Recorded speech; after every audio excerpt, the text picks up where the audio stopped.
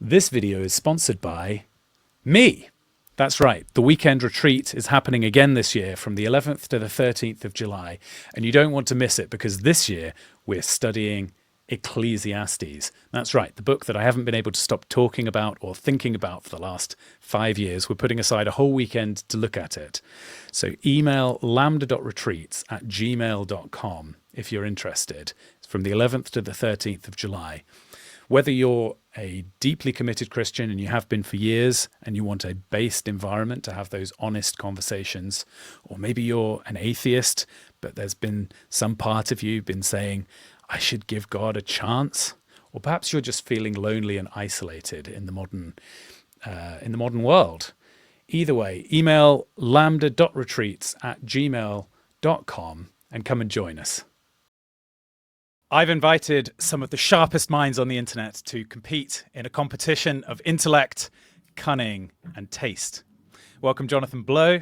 I'm throwing down the gauntlet. Do you accept the challenge? I mean, what are you throwing it into the swamp? Is it going to be covered in like gross If you catch animal? it, you can put it on clean. That's a good start. Well, I'm going to roll. I'm going to roll for reflexes and try to catch it before it hits the ground. Yeah, it's basically the same format as last year, but I've kind of been a bit overly ambitious. I thought I'll add a couple of extra features, and it's ended up massively overcomplicated. But hopefully it won't dredge us down too much. But the basic goal here is you want to have as much gold in your treasury at the end of our session as possible. You do so by a series of discussions that will get you stats that will help you defeat monsters and critters and things. Okay. I guess the only thing you really need to know is that you start here in the middle. You can go out in different directions, which relate to different topics. The further out you go, the more gold you can get. But if you die, the gold that was in your pouch is lost. So you want to go back and bank it in the treasury when you feel is right. Okay. So the first. Now, is distance measured by? Are we talking Cartesian distance on the map, or is it number of links?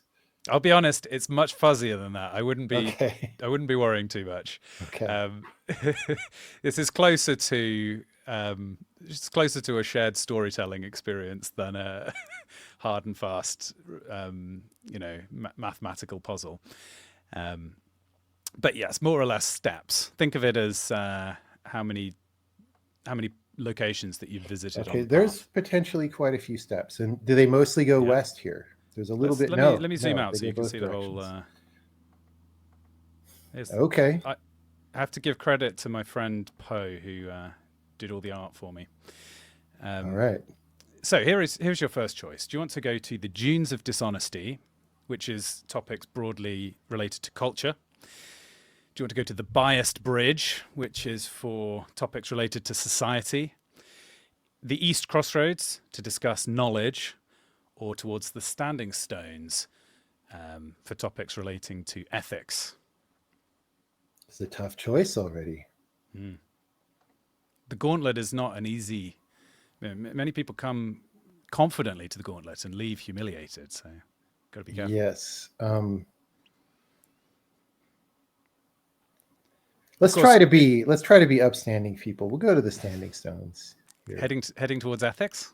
Yeah. Good choice. Of course, once you head back to the landing, you can then go off in a different direction. So okay. But subtopics, so from here, roughly subsequent topics are ethics related. So you're heading on your way to the Standing Stones, but bad news. A naiad. Already? Oh no. And you have an encounter on the road. Water rises and takes the form of a live female figure. This game is immediately cancelled, I guess.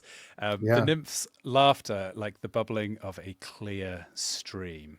Okay. So the naiad is going to have a question for you. We'll have a brief discussion on the question.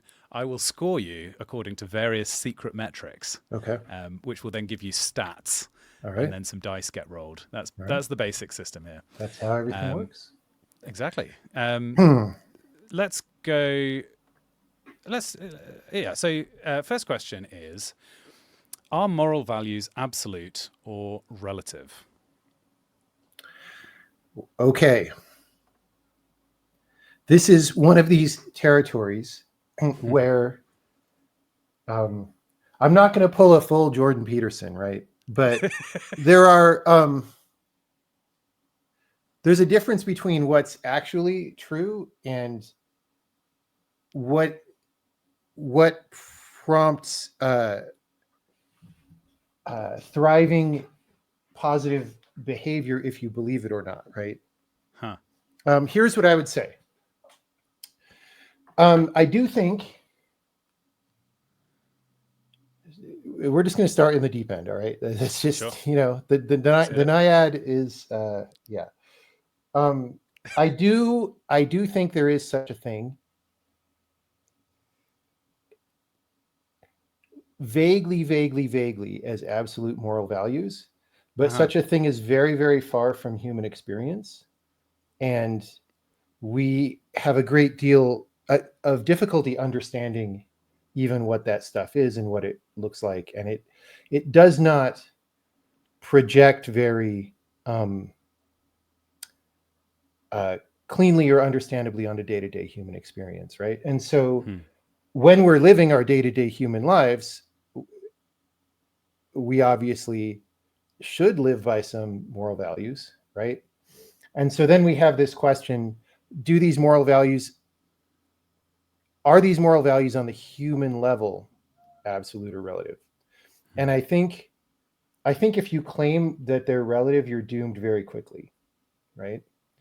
I think if you claim that they're absolute, it's very helpful most of the time, and you can do things like build an ordered society that won't fall apart immediately, and uh, you can have meaning in your life and things like that, right? Hmm. um, However, there is I do think that the belief in such absolute moral values on the human level are to some degree always uh, let's just say they're buffeted by illusion, right? But that also doesn't mean that there's no ultimate meaning in the universe. I think that there is, right? Hmm. I kind of feel that there's there's one simple absolute moral rule, which is that if you truly believe that something is the right thing to do, then you are obliged morally to do that thing, even if you are mistaken. So, um, I guess I believe also that there is a absolute moral right and wrong, even if we could never know it. Um, but Well, these you're are, well, go you're ahead. more directly held to your innate conscience. If you feel that what you're doing is wrong, then it is wrong for you to do that thing. Even if somebody else might say, actually, um, I've thought it through, and for me, you're not doing anything wrong. But for that person, if on their own conscience it's wrong, they shouldn't do it. I don't know if that's moral relativism or or not. I think you can, I'm not going to argue with that too hard, but I think you can certainly get into gray areas with that formulation, Uh-huh. such as, you know, I believe I have a certain set of principles. I'm faced with the current situation. Going by my principles alone, I believe the correct answer is relatively clear. However, those around me, Ooh, I've obviously surrounded myself with good friends. Those around me uh, are disagreeing and saying that the clear choice is something else. And mm-hmm. I do have some belief in my own fallibility, Mm. right? And so I might weight my decision toward what my friends believe, even if I personally disagree. Now, that's a little Huh. bit of a corner case. Mm-hmm. And I do think that that kind of like logical, uh, you know, uh, deduction, I think when the stakes are high enough, you maybe have to not do that anyway, right? Hmm. When the stakes are high Interesting. enough, you have to say, maybe I am the person who's right and all these people are wrong, you Yeah. know? But Yeah. all that said, I just want to tie it back to what I was saying before, which is all this stuff about what you believe and what you're going to do. These are all very human concepts, right? Like if you look out into space, which is not even necessarily very much of the actual universe, but Hmm. like it's incredibly, incredibly large and it's been going on almost forever. And basically, none of the universe is human beings, right? And so Yeah. we just have to realize that this is a little bit provincial what we're talking about. Yeah. I guess if you think that the the things that exist, um, I'm thinking of one of those diagrams. Is it a homunculus where they make the the shape of the hands really big because you've got lots of you've got lots of sensitivity in your fingers. Um, Okay. you kind of like rescale things So you're on the body. rescaling the universe around I'm humanity. saying, but perhaps you could think about the universe as yes, there's lots of space if you measure it, or if you measure how many atoms there are. Humanity Yeah. doesn't make up very much of it, but in terms of what matters, this tiny pinprick of intelligence in our minds is correctly scaled up to be filling everything, because Well, who really cares about a supernova that's exploding yeah, I above? mean, I said space because that's something that a lot of people will understand, right? But like I'm not a Mm, materialist. I don't actually believe in this picture of there's like an yeah. empty, mostly empty universe and then there's some people. Like I think what we actually are aware of, this giant universe that we're aware of is a very it's an infinitesimally small slice of actual existence and we have no idea what occupies most of existence. Now that said, to go back to what you were saying, because we have no idea Mm, what occupies most of existence, it is not necessarily very helpful to think that one has ethics that apply to most of that universe. I mean, you can try, mm, and we should try. But yeah, so we do to some degree have to have the humility to understand that we are small creatures in a certain place and time, and we're actually, for being small creatures, we're actually pretty good, honestly. We can do some cool stuff, we can do some good tricks, and so um I think there's no shame in fully building out a system of ethics that is centered around us and the way we work and what we think and what we believe. um but I think we just need the little light of epistemic humility shining on that says, yeah, this is provincial, you know, but yeah. Um, do you think there's any chance that one of the major religions in the world has got it right? no. Um, you mentioned Well, that we don't know what exists in all of reality, and perhaps we never could. I think the only way there's any chance that we could be in touch is if it was revealed, and if there's no revelation, then it almost feels like a hopeless um, search. so the problem with revelation is it has to, what is revealed and taken into the world has to fit within the human mind. Hmm. And, Yeah. the human mind is very small compared to God's mind, right? And so um, the best you can do is bring a flavor of it or a taste or a small fragment, probably. And so, I mean, I answered very quickly when I said, do I think anyone has it right? And I said, no. I think that's a little bit too flippant of an answer. There is such a thing as more right and less right. There are certainly religions that are way less right, and I won't name them right now, but Name you names. know which ones they are. I Yeah, think you I know. probably know which ones I you're think we all imagining. Yeah. know. Um, so, but I don't think any of them are, uh, you know, have the Bang on the money. factually true picture. I think it's more like, um, some of them are better at. adapting the truth that humans are able to understand and bringing it to us and helping us know what it is Mm. to whatever small degree that that's even possible. Would God, um, you, you you bring up the interesting point that any conception that we might have is going to be so small and limited, but would God not want to communicate with us, in the same way? I think about, say, a dog, right? Yeah. A dog's brain is nowhere near as advanced as a human brain. But if you communicate with a dog, you're going to kind of condescend down to the dog's level. And Sure. you're not going to try to talk to the dog about things beyond its comprehension, but there are certain degrees of connection you can have with a lower being. Do you not think we might have a chance at connecting to a higher being who wants to reach out to us? Um, I not only think that's possible, I think that maybe it happens with some degree of Hmm.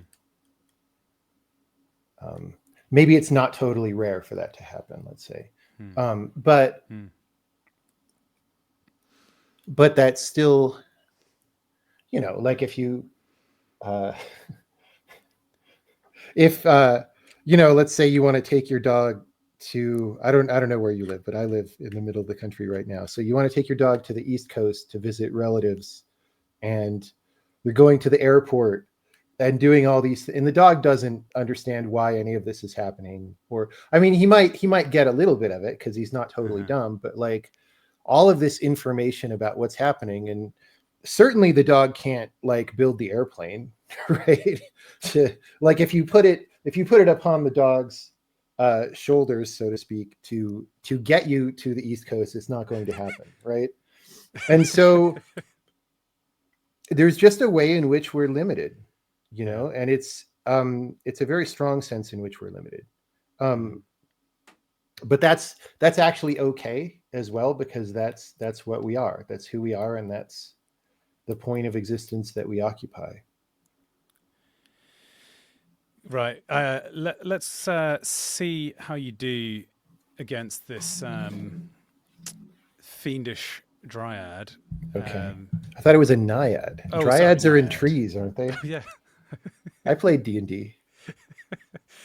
Okay, are you ready? It's some serious conversation Okay. going on here. Nice. Victory. You succeeded. Okay, that means you can carry on along the path. Okay. It also means that you've obtained 30 gold pieces in your pouch. So, Okay.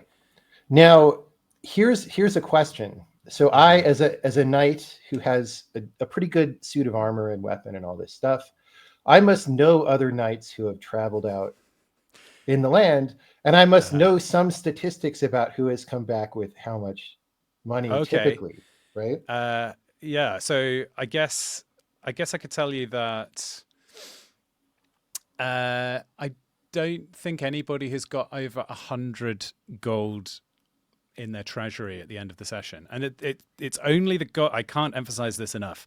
The only thing that counts is the gold in your treasury at the end of the session. So, Okay. um, so you can turn back and bank your gold now, or you could carry on and risk losing it. Well, I tell you what. I think you've made it to the standing stones. So Yeah. um, there's also a compass at this location if you wanted to interact with that. So one other piece of information is, how long is the journey typically going to be? Well, the furthest you can go is out to one of these kind of leaf nodes. Right, but are we time limited? Surely I'm not Oh, going to time walk wise, across the whole map. yeah, I had in mind about an hour for this, so Oh God. Okay. We're already a we're third of the quite way far through. through. But I mean, I'm not putting a hard I got stop to on fight that. the monsters faster. All right. I certainly don't know what the compass does, so I will consult the compass. Okay, great. Um, right. Sorry, I've got a whole half-built back end here that I'm fighting with. I know how it is. Right, here you go. I don't know why the image hasn't loaded, but there you go. You're going to get some assistance with stats wise with your next battle. So Okay. is basically all that comes down to. There are some more interesting items that let you interact with future guests. So that's kind Oh. of a slightly ambitious thing that I've added. But so it looked Kind like I had button choices there, or are those? I think you could pick it up, but I'll just put it in your inventory, Okay. and Cool. that should show up. So, okay. So basically, do you want to go to the Meandering Meadow or the Cliffs of Curiosity? Let me show you choices. So the Meandering Meadow relates to justice, and the Cliffs of Curiosity relate to theology. So we just had kind of a theological That's discussion, true. but I'm not sure that justice is very important absent theology, is it? Interesting. So you Right? could go either way and bring in the other. Sure. What do I think? I And mean, there's a big sea monster there at the Cliffs of yeah, Curiosity, but that's I'm true. above it. I'm up above the. Well, if you head down to the Bone Beach, you might get in trouble there. That's Yeah, what I'm I could saying. imagine. I could imagine. Let's go to the meadow. Let's do the meadow. That sounds nice. Okay, Yeah. great. All right, you're heading towards the meadow. Hopefully, you don't encounter anything on the way, but bad I feel news. like this is, yes, expected. It looked like a peaceful meadow, but there was actually a Nakzera. I have no idea what that is. Neither do I, to be honest. But according to the color text here, the ancient warriors' desiccated remains rise from the burial mound, still clad in rusted armor, their eyes burning with hatred for the living. So the undead warrior has they them pronouns and not it pronoun. I don't regard this as an it. Okay, let's go. Well, if once your body has decayed beyond a certain point, then maybe you forget all details of your past, of Possibly. your previous existence. All right, let's do. Yeah, all right. The creature is going to ask you: is justice about equality or desert? Or another option. You feel free to split the horns of the dilemma. I don't think it's about either. I mean, there's a degree of either thing, right? So I think let's again view this from the point of view of somebody who not only needs to do the right thing in the world, but needs a system that is stable over time, which is usually going to coincide with doing the right thing in the world because you're trying to create, prosperity for everybody, right? If things are too unequal, like tremendously unequal, that just might not functionally work, right? And so there's that to be taken into account. However, I am certainly not a communist, and I'm assuming we're interpreting justice in the broad sense. We're not talking about you're making one decision about one person. This is more about like we're deciding how things should go broadly for a large number of people. Yeah, a justice system. Yeah. So I don't really think that can be about equality at all, because for many reasons that everybody, I'm sure, has read about all over the internet, outcomes are inherently unequal, and some of that's due to luck, some of that's due to cheating, but a lot of it is due to look, if you take better actions, you should have better outcomes, and if you take worse actions, you should have worse outcomes. And not everybody does the best thing all the time. I don't know if that's news to anyone, right? We don't all make the right choices all the time. And so you actually, if you have equality, you can't really have justice, right? Because justice means that good things are rewarded and bad things are punished. And that just means there's not equality because not everybody does the same amount of good things. That's just how it is. Now, when we come to, well, go ahead. Yeah. I was going to say there's a question of should everyone be equal under the law, as in doesn't matter whether you are a powerful person or a peasant.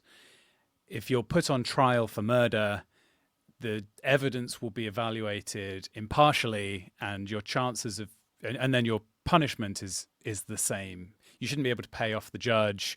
You shouldn't be able to get a more lenient sentence because of your position of influence.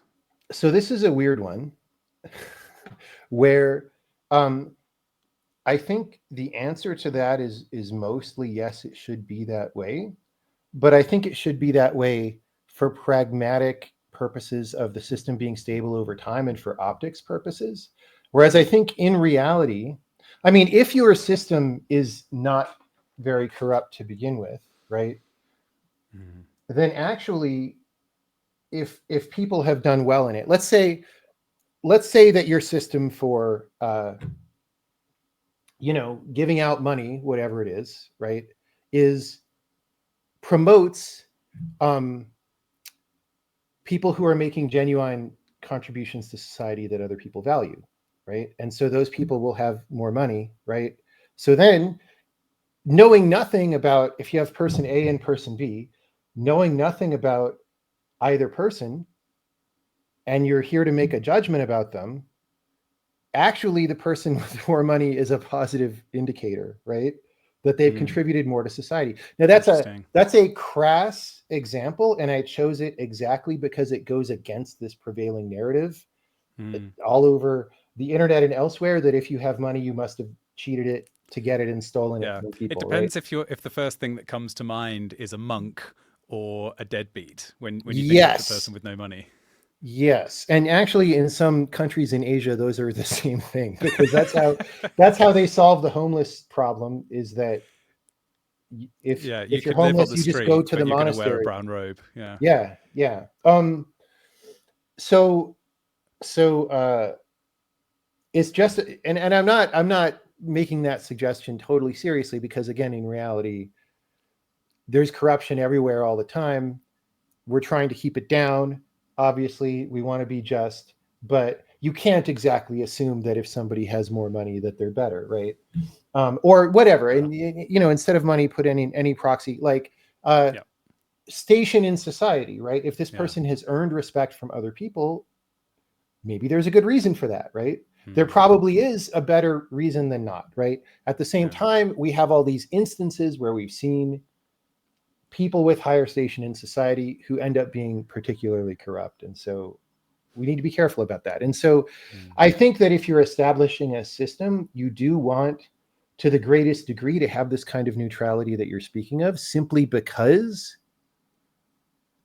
like everybody, like your system is under attack at all times by people who want it to work corruptly for them. And so you have to countervail that in the design of this system.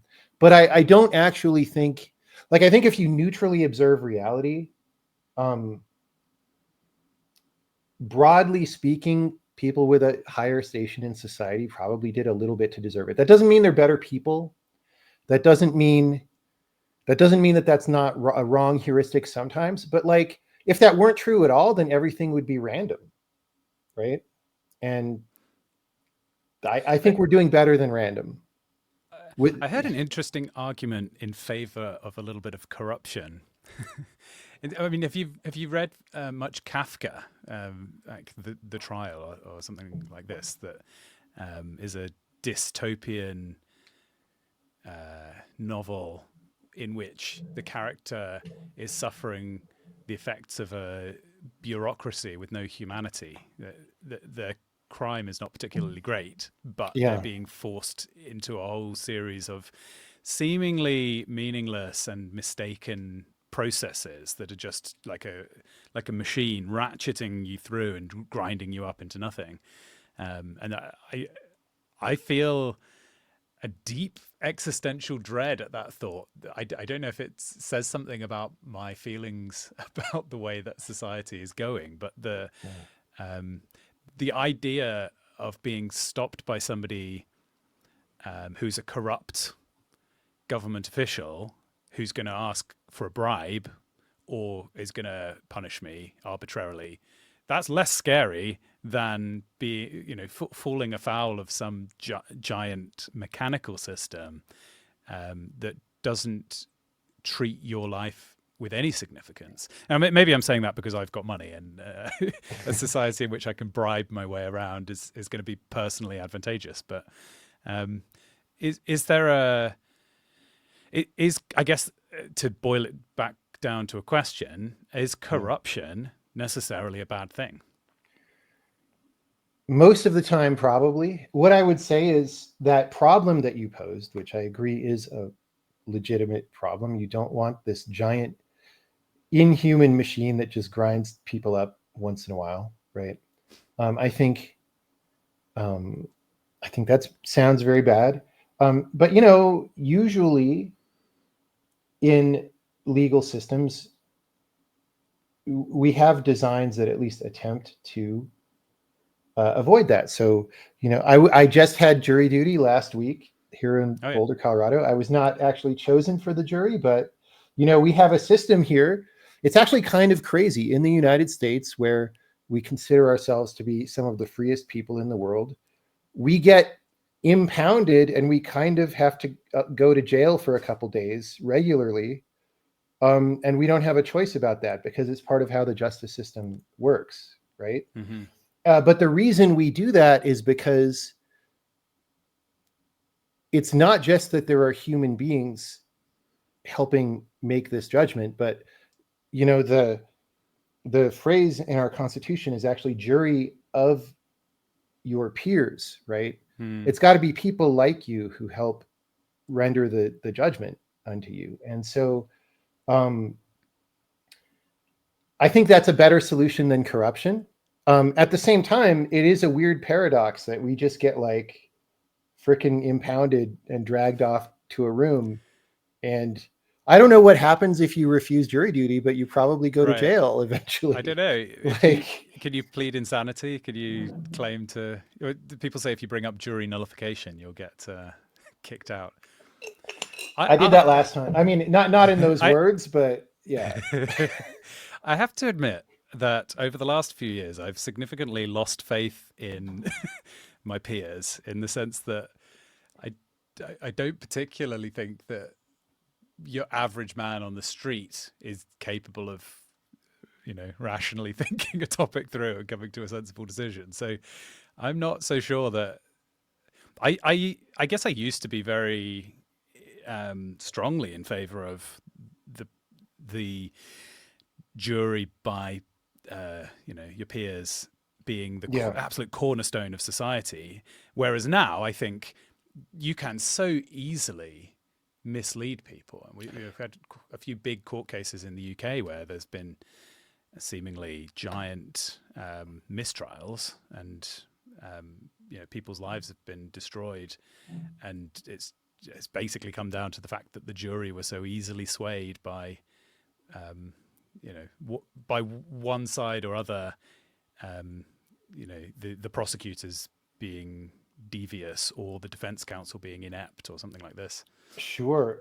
That's a huge problem. And I probably have an opinion somewhere in the same neighborhood as you about the suitability of the average person pulled off the street to reasonably judge a situation. However, the question is really, is that better or worse than a system with an equal amount of corruption built in, let's say, where instead of the slack in the system being provided by a jury kind of mechanism, it's provided by, can you pay off the judge or whatever? I don't think that's better. I think it's probably worse. I guess the system that I always dream of, and maybe this is as utopian as a little child saying, why can there be no more wars? What you want is a good, strong king, and powerful authorities who wield their power for good, rather than a system that attempts to kind of magic that outcome out of imperfect people. I just don't think that's a real solution. And in some countries, we see better approximations to that. So, for example, Singapore did a really good job. They're much more authoritarian than most Yeah. Western style countries. For people not familiar with Singapore, um, you know, like before I'd ever been there or knew much about it, I just assumed it was some random Asian place like Hong Kong or something, right? Yeah, But it it's was very different actually from its surrounding. Yeah. it was run by England, right, for a long time. The actual official spoken language of Singapore is English. You go there, everybody speaks English. The written language is Malaysian or the legal language is Malaysian, like for reasons because they're trying to balance. It's really interesting, but Yeah, and they're extremely wealthy, and well, they were by they were dirt poor not that long ago, and and by various metrics, they've got some of the freest. You know, although it's an authoritarian country culturally and in various ways, yeah. but the way that companies can operate there is pretty hands off, as I Oh, it's understand it. very hands off. Taxes are very low. Yeah. People love running companies there. It's a bit warm, you know. I'm not sure I would live there all year round, although I would consider it if the USA went downhill again. I would consider. It's hard to move there because it's a small place, and they're careful about immigration, unlike many places in the world, right? Hmm. Um, but so the reason I bring that up though is like, okay, that's one example where this actually went pretty well, but I think there's lots of examples, in fact, almost every example where it didn't go that well, right? Um, so so what I mean, the batting average is not that good for establishing that scenario that you're talking about. Hmm. But maybe we're in modern times. We maybe understand more things than we did in the past. So maybe if somebody tried that again, it would work better.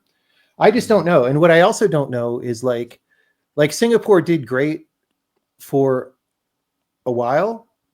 Hmm. Um, what does Singapore look like on a 200-year time frame, 300-year time frame? Yeah. I don't know, right? We have to wait and Yeah. see. Like what are we just before the downside of that approach has hit? Yeah. It feels like a a country that's ruled by an individual or a small number of people will tend to a direction of that person embezzling and abusing their power, the people suffering because of a tyrannical government.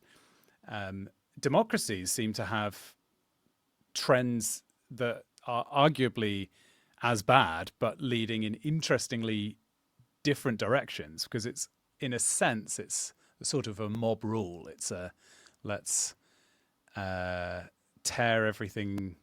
Well, the people figure out they can vote themselves all the money, right? Exactly. That's there you go. Yeah, and if you're a politician, you can offer more money Yes. than the person who you're against, and you'll probably Yes. win. So Yeah. it's predictable. It's kind of predictable in either direction because the incentives line up. But in neither case, I think there's no getting around that to have a strong, stable, morally good environment in which to live requires genuine sacrifice and virtue from the people who could have chosen to follow their personal incentives, but instead do something for the good of humanity. And clearly, the only way you can do that is if you are in power. So yeah, I guess the other alternative is that they become too tyrannical, and the system collapses. You get revolution. Um, let's see if you've succeeded against Nachzera. Um, Barely. All right. yes. Okay. So you've succeeded. Actually, I'm going to give you a bit more gold because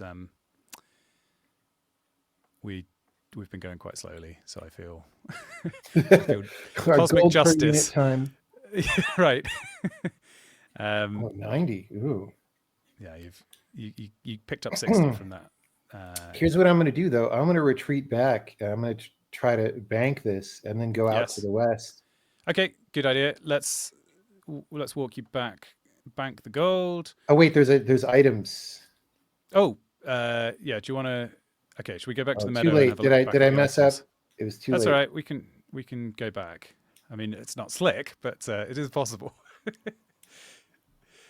This has been somewhat thrown together, as you can imagine. Yes. Um, Okay, test the balance is the item. Do you want to interact with that? Sure. I can't remember what this one is. Uh, so it is apparently a scale that always finds the perfect equilibrium. It seems to radiate a sense of fairness. Oh yes, so you can leave this behind.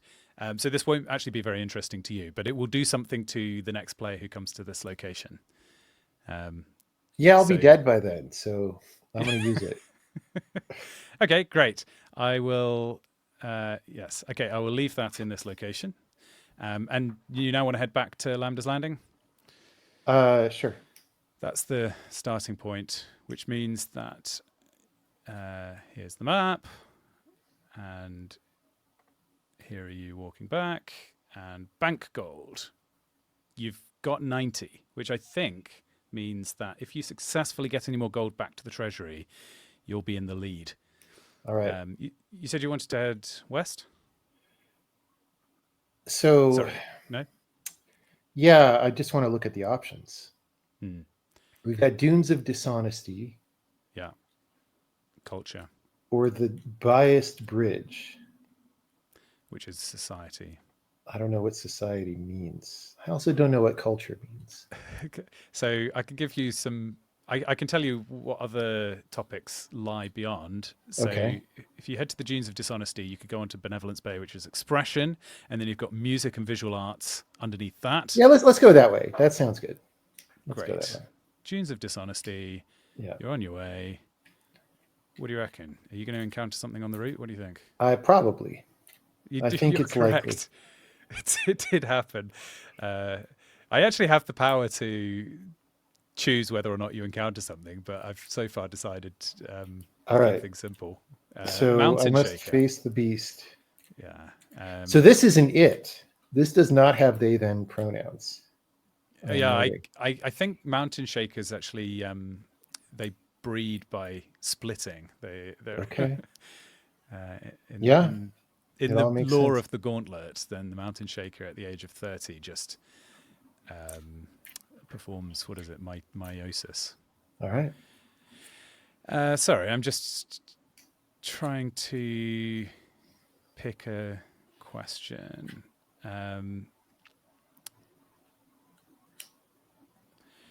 All right, let's go with this one. So, does globalization strengthen or weaken cultural identity? I mean, maybe that's too easy of a question. It feels Well, like weaken, surely, but the dose makes the poison, right? If hmm, if you don't have any communication around the world, you're not going to know who else is out there. true. Well, it's both directions. You're not going to know who else is out there, so you won't see yourself in contrast to them. Hmm. So your own sense of identity won't actually be as strong, probably. Yeah. I mean, maybe you just have a stronger sense of smaller differences with the next tribe over or something, right? Hmm. But also, not as many people know about you, and you can't be famous throughout the lands for your, you know, fine uh, cuisine or whatever, your great Yeah. football team. Um, Right. right. Whereas obviously, extreme globalization just mixes everything together, and there's no such thing anymore. Yeah, maybe I don't have more to say on it than that, but I don't. So what do I have to fight the monster? Do I need to like put forth Well, like this guy's I'll. pretty big? Yeah, you could be in trouble here. Maybe if we talk about it a bit further, and you can get your Okay. stats up. All right. So, so follow Should up I use my question. compass? What does that do for me? Yeah, that'll give you some stats for sure. I'm going to use my compass. Okay, I'll note that down. Hang on a second. Yeah, Yeah. compass is in operation, right? All right. Actually, I do have a way to. Wait, let me check. Yes, show. Okay, hopefully that will work. So, do you generally think of globalization as a positive or a negative force, or event, or you know? I think it's really unclear. Here's what I will say. Not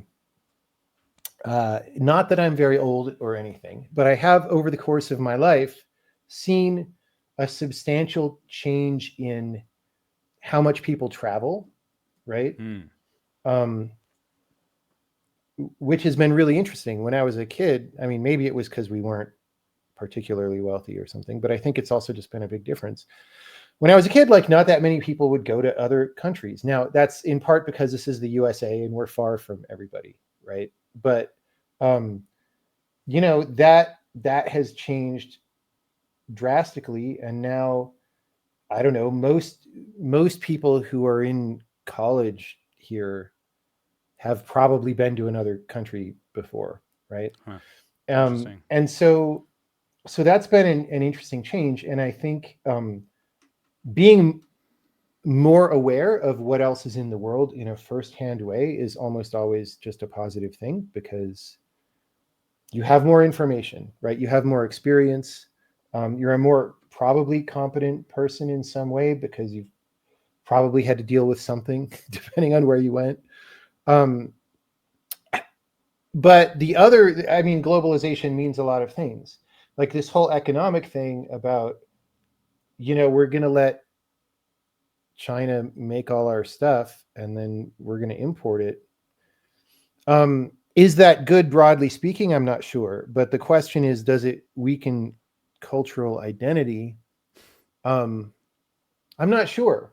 I'm not sure if it does or if it doesn't.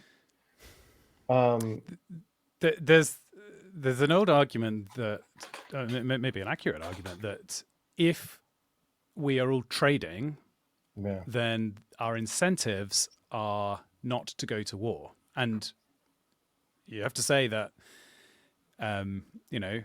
if we were living at the end of the 40s, it would feel inevitable that we would be having another world war.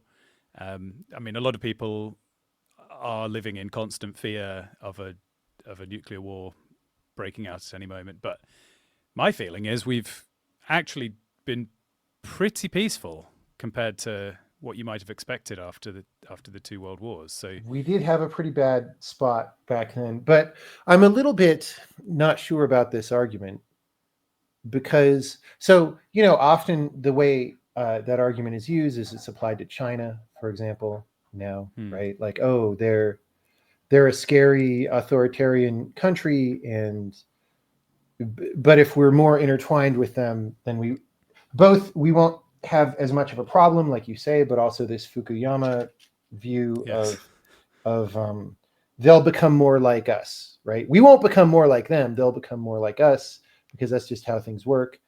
And the thing is, I mean, let's take World War One, even, right, which was very ugly longer ago. Um, I'm pretty sure all those nations in Europe were trading with each other when that happened, right? So it's not like that prevented World War One. right, So yeah, I'm not sure. And not only were they trading with each other, they just had been geographically close to each other and just had a lot of cultural exchange and all these things for a long time. And it did not prevent that kind of belligerence, right? Um, so I'm just not sure how much I believe that argument. Do you think war is ever justified? Do you Could you see yourself um, provoking a war if you were ever if you were in a position, if you were the Provoking one, I'm not sure. I mean, I think obviously a defensive war is justified, but okay, if I yeah, flip things around, let's go back to you know, so say I'm a nation like China. I'm not going to say actually China because I don't know very much about how the leadership of that country thinks, but let's imagine a scenario like that where we make a lot of things. We've become the nation. You might say India, for example, in the future, because lots of industrial base is moving from China to India. We make a lot of things. And so, the US, the UK, all these places think that there's not an incentive to go to war because we're selling you all this stuff and we're making all this money, right? But if I'm running that country and I'm thinking like, okay, mechanically speaking, what is happening right now? I have all these people working in factories and in other kind of productive capacities to make things. That's what's holding my country together, is that these people have something to do every day that is productive, right? And that brings a net income to the country, right? But like, if I just take these other countries and own their stuff, that is also a quite large net income. And so if I just switch my people to producing something else right now, instead of producing like Pez dispensers and whatever else, we can make more artillery and like hypersonic weaponry and stuff. Then, you stop your commercial production for a little bit. You sort of give yourself a loan to like do more weaponry for a while, and then you just take all the stuff and then you just own it instead of getting a little bit here and there. Now, is that a realistic scenario? I'm not sure. It depends on how people think, but I'm just putting that out there as a reason to not necessarily believe the simple story that trade makes us less likely to go to war, right? The question is, what is trade doing for each party? And can they get that thing that trade is doing in some other way?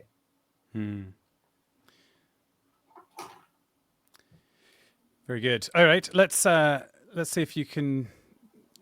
Well, I'm curious whether the compass ends up showing up. Is it going to proc? Is my compass going to proc? All right. Let's see. Victory. Yeah, look. Okay, barely. The compass confirms the justice of your cause. Oh, it's a moral compass. Right. It's a okay. It's a sort of pun. All right. You were successful against the Mountain Shaker. Great. Meaning we can head back to the map and decide where you're going to go next. So you are currently on your way to the Dunes of Dishonesty. Yes. Here you go. Let's carry on the journey. Okay, you've reached the Dunes of Dishonesty. I want to examine the prism. Good choice. Okay. All right.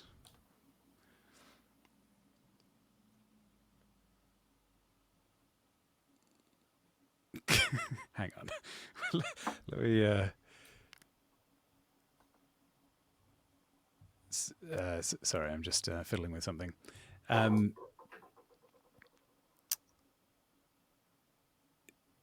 Right. Display that prism.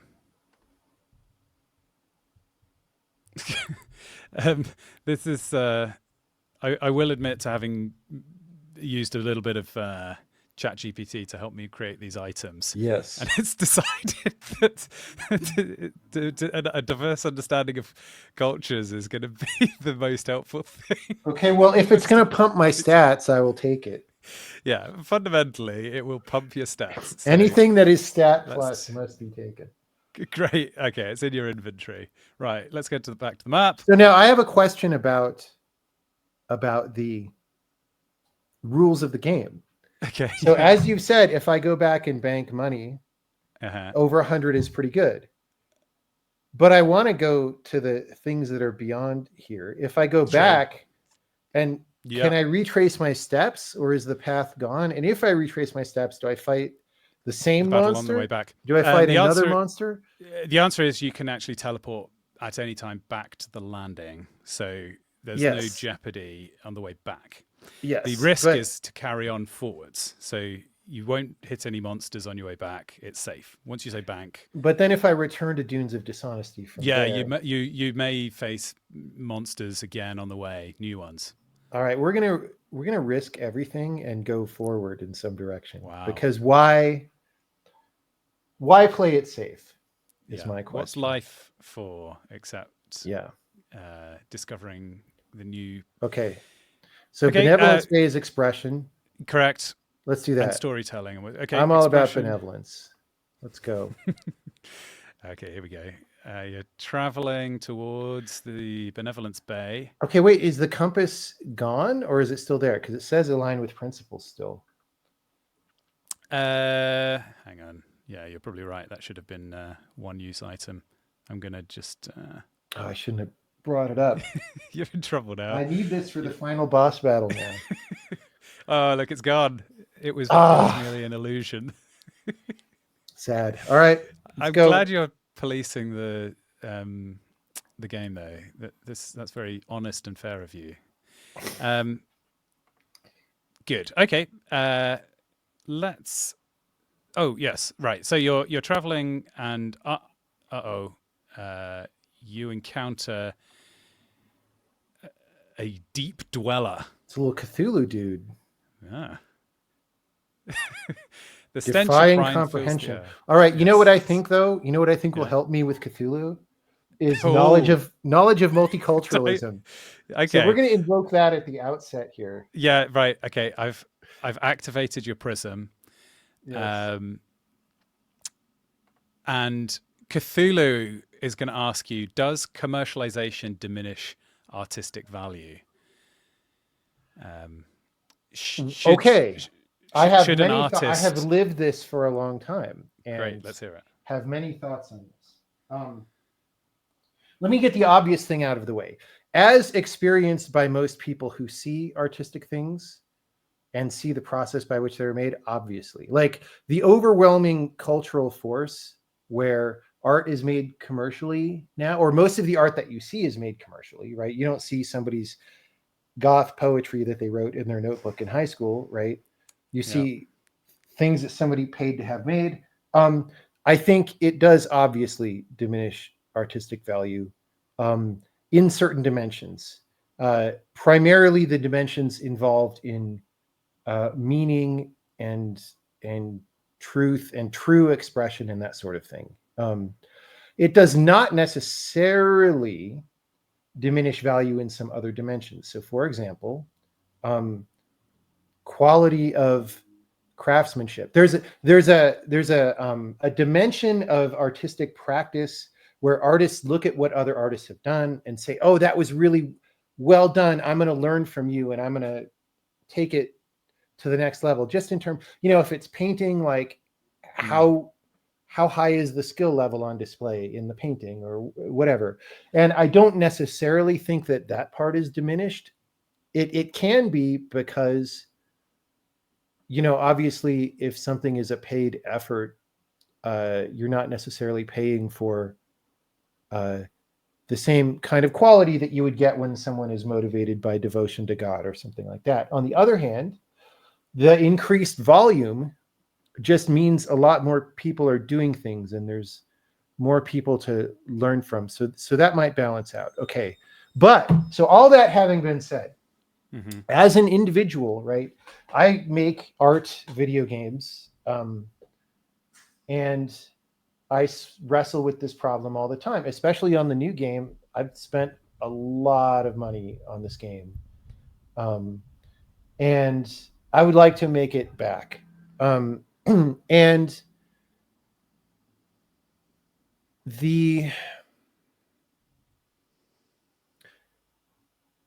I think there's just a very there's a fundamental question about, is your motivation as an artist corrupted or not, right? And it has to do with just how much are you personally willing to resist the temptation of being more rich or being more famous in order to just make the right thing and the best thing. And it's not necessarily a surprise. Most people do not really resist those temptations in their mind, and they just end up succumbing to those forces. And still, sometimes they make things that are good, and that's fine.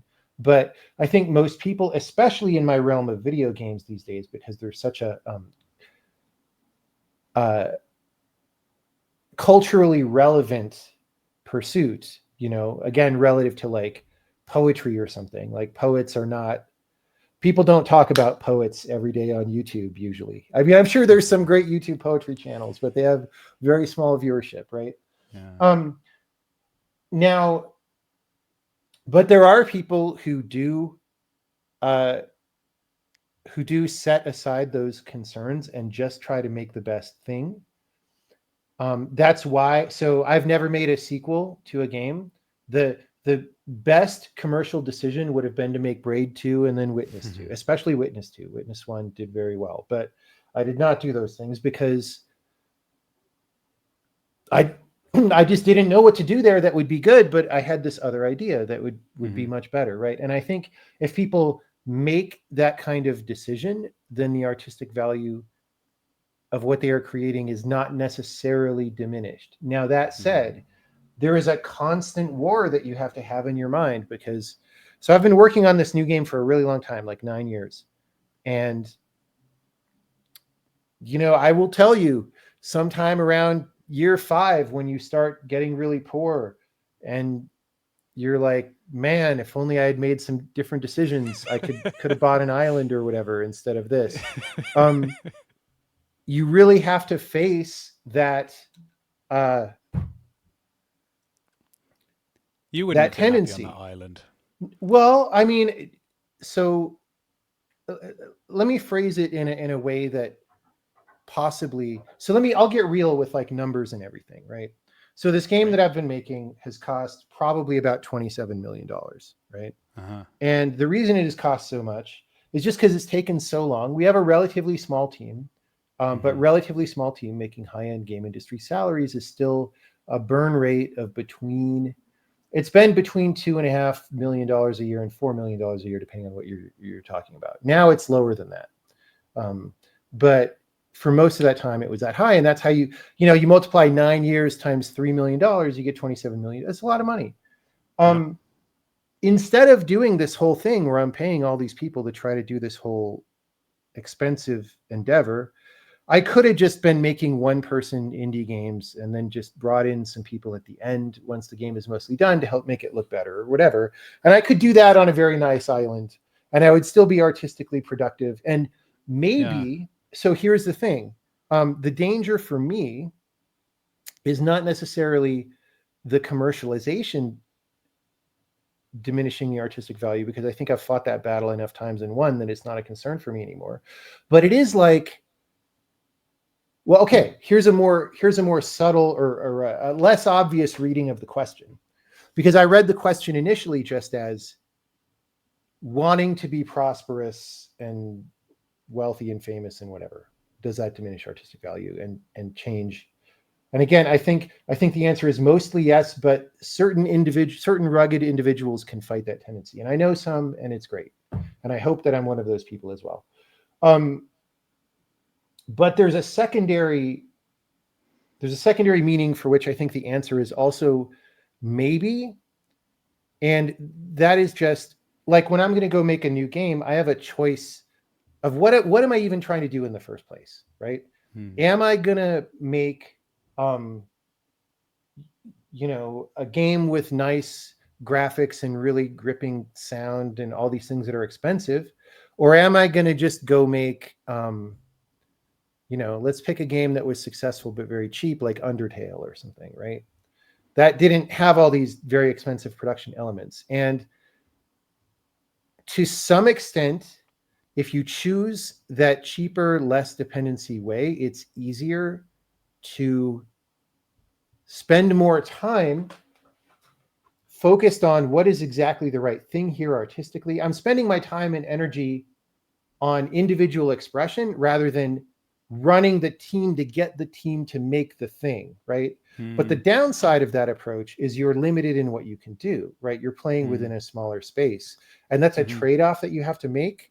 And it is a very dangerous trade-off because all the time people get into these traps where they try to do something big and expensive and elaborate, and then just the machinery of this company making this thing, um, that machinery has to go and you have all sorts of problems making it go and it gets way more expensive, and maybe you get so trapped in like getting the thing done at all that you have a hard time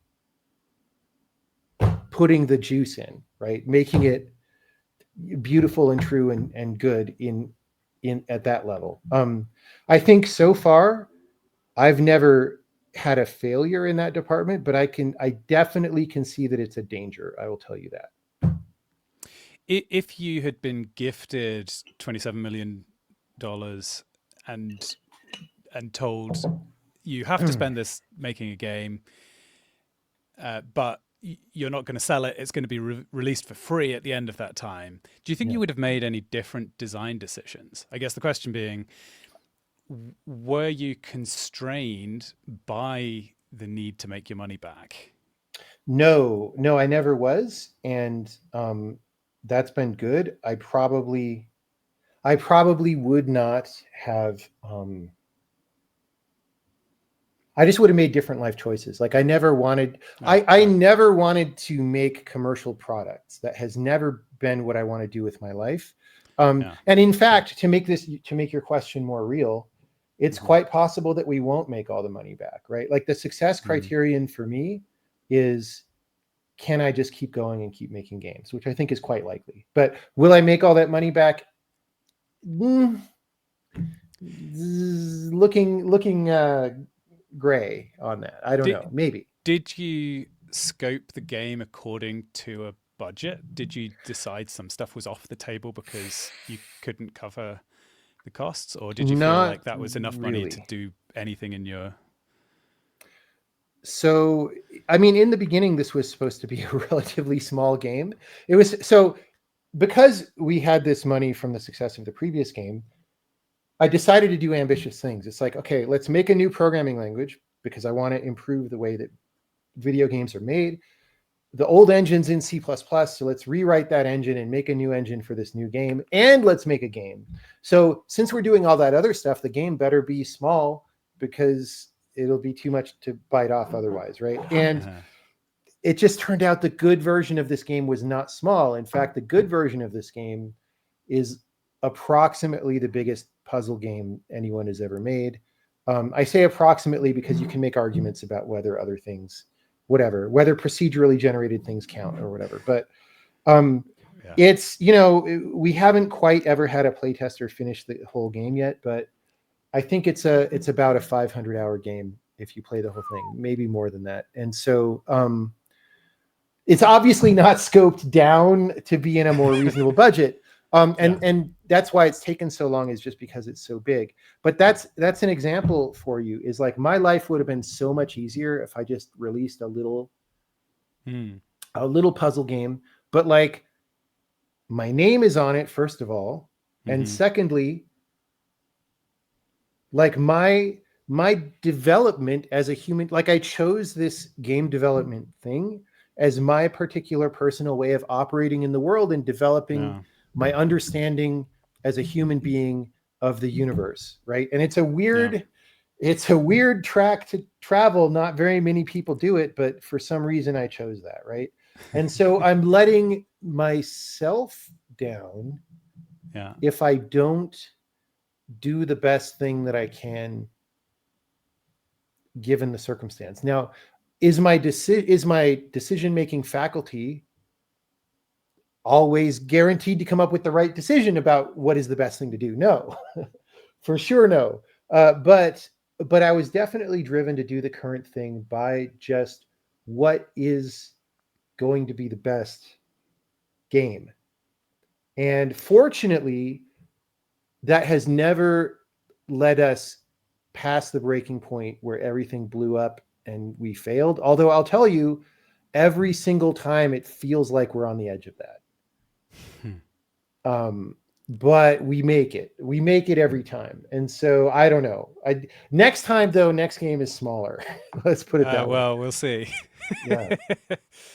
I can relate to. I think there's an element where it's just a personality thing. I mean, tell me if you disagree, but I don't think you could have ever stopped yourself from being ambitious for shooting for excellence. Um, I mean, the element of it I see in myself, like this interview series that I'm doing. I almost decided to call it off this year, and then when I decided to do it, I thought, let's change everything. Let's make a whole new format and Yeah. get my friend to make a bunch of assets and so on. And it's just a thing I think in me that says, if I'm going to do something, I'm going to do it in a new way that's never been seen before, and it's 110% effort, and I suspect that you are the same way. That it's okay. What am I going to do with this money? I'm going to use it to do to progress humanity, like to build something that's this cutting edge and explores possibilities and gives Yeah. new experiences to the world, and kind of come what may, no matter how much additional personal stress that creates, that, that it's like it's written in stone that you will always take that path. Is that how it feels? Yeah, I was thinking about bridging this back to your ethics comment in the beginning, and I don't remember exactly. There was something you said that reminds me of this in some way, but so obviously when I set out to do something, I can have very grand goals, right? Um, like I want to, you said, move humanity forward, right? Some people would say that's a very pompous thing to say, but you can say that in smaller and smaller ways that sound less pompous. Like I want to do more experimentation in game design so that the field of game design is more aware of the possibilities and has more experience under its belt, etc. But even that could be hard. Like that might be like, maybe you try to do something and it just doesn't really work. But there is always something that you are in control of, and that's basically impossible to fail at, which is to do something that wouldn't have been done if you hadn't done it, right? Because there are so many possibilities out there. And so that is something like my minimum standard, right? Yeah. Like if I hadn't done this, somebody else wouldn't have done it either. And so this kind of thing just wouldn't have existed. And I think that can be done pretty humbly, and also um, just with like it can just that by itself can be very motivating and sustaining, right? Like, look, I'm doing this thing, and this is my contribution, and people might value it, people might not value it, but look, we wouldn't have had this kind of thing at all, and that's how I'm spending my time. And really, that's all any of us are doing from day to day anyway. Hmm. When you wake up and like, I'm just going to go have some breakfast or something, the way that you choose to have breakfast, and how you comport yourself, and what is your bearing that morning, those are just your contribution to the world. And Hmm. um that's just that's in some sense all we can do as human beings, you know and so just trying to do a good job at that. And it's not always easy. Yeah, and I, I, I could see that it would feel pompous for you to say um, that you're aiming for such high things with what you're doing. But in a sense, it seems unquestionable. If you compare, like, so EA could spend 27 million to acquire a studio, and they'd probably dissolve the people into making a bunch of DLC Yeah. for projects that are kind of just extracting money from whale players, and it just all of the potential for humanity is capable of expressing beauty. To go back to what we were talking about with the universe, it's mostly just stars and space and like scale. So yeah, okay, it's impressive to have a black hole as like kind of a thing with a lot of scale and a certain type of grandeur. But if you take the reins of a team and lead them forward and say we're going to exert our will onto the universe to make something in the shape of humans, and I think there is something deeply important and significant about art. Um, Not to kind of resurrect the old video games being art debate, but it feels really important to me for us to kind of take this structure of existence that subsistence, everybody's kind of getting by fine, we're all fed and clothed. Now while we're here and we have this blink of existence to say something, let's say it with our chest, you know? Yeah, I certainly have no disagreement with anything that you said there. No problems. Great. Let's see if you've won Now I your battle invoked the with prism. I Cthulhu. invoked multiculturalism. Cthulhu Well, must respect my culture. yeah, let's see. I mean, Cthulhu could be horribly regressive for all we Does know. Cthulhu have angel wings there? What is that? Is that a traditional depiction of Cthulhu or what? I I have to give credit to Poe if I haven't mentioned her already. She's the one who did all the art for me, and I can bring that question to her. I Okay. think those might be sort of I think they might be wings. Yeah, there's kind of anime Oh. thread to So now are these numbers art style, averaged? isn't How there? does this work? Um, Because it doesn't do you, say what's the final number being weighed. will it destroy the wonder and mystery if I explain the actual, if I show the man behind the machine? Look, there you go. Your prism was applied. Um, and actually, I'm going to bump up your gold for that because I think I think you deserve extra. Let's put your pouch gold up to 80. Wow. So I could buy so much stuff back at the you could, tavern. yeah. Dinner's Now, on me. only if you make it back alive. So I reckon you've got either a chance to go on for one more journey or call it here, go back to the landing and bank your gold, and we'll call it a day. What do you fancy? I'm gonna bank it. I'm Let's gonna do it. call it. We didn't win by very much against Cthulhu, and we had a magic item. I So think you would have been in trouble. So let's head back to the landing, bank your gold. Thanks so much for joining me again. sure. Thanks for having me over.